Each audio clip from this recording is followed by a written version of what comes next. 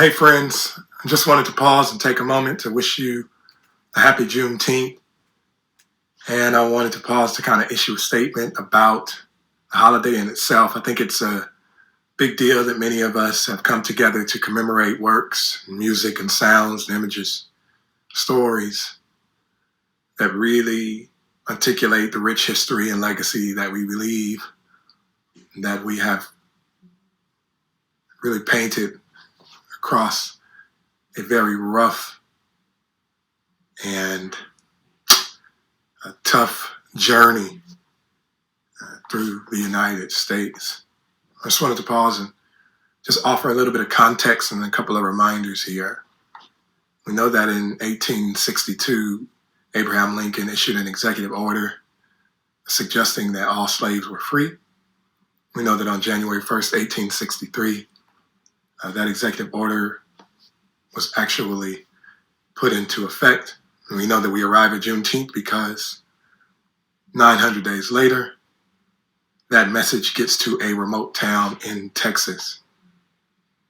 And so we have heard people articulate that that was the day that we commemorate the end of slavery.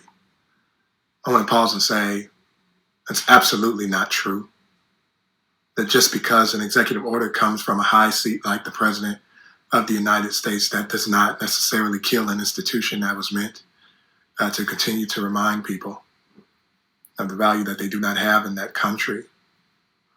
Indeed, the executive order didn't change the way that African American people or slaves were treated. It did not immediately restore their dignity. It was just a piece of paper, and even that took more than 900 days, 2.5 years, and some would say we are still waiting on freedom today. So I'd like to illuminate a couple of things that Juneteenth represents for us. It is a holiday where we can come together and do great things and eat and fellowship, but it reminds us that sometimes good news takes a while to get to everybody. That intentional decisions that are meant to liberate people don't always get to our entire community, and that is something that we can no longer afford to be satisfied with. And that if we're going to really pursue freedom, it has to be not freedom for some, but freedom for all. You see, it wasn't that none of the slaves got the news. It was only that some of the slaves got the news.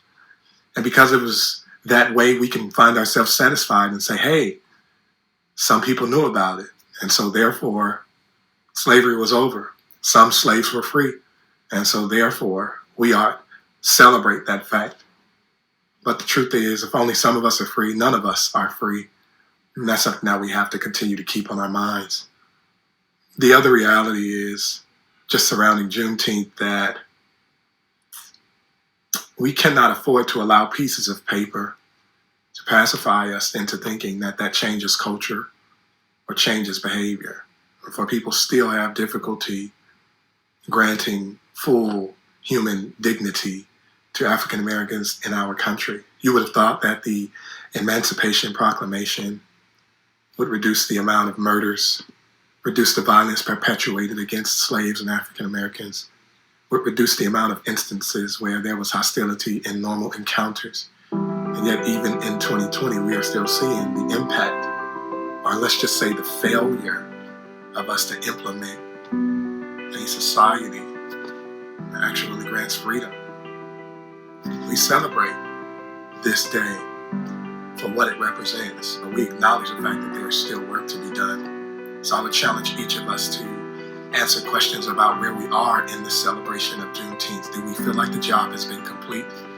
Does our celebration somehow operate as a complicit contribution to the status quo?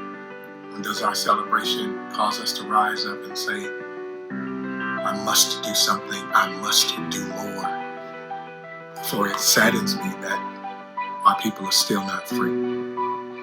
Happy Juneteenth. I hope this has given you something to think about, but I also hope it's made you uncomfortable and pushed you to a place of possibly connecting to a good work that dismantles institutionalized racism. It calls out white privilege and attempts to eliminate it.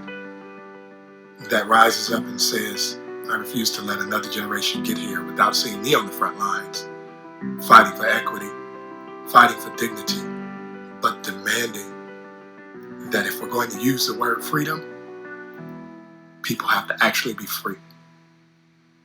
There it is.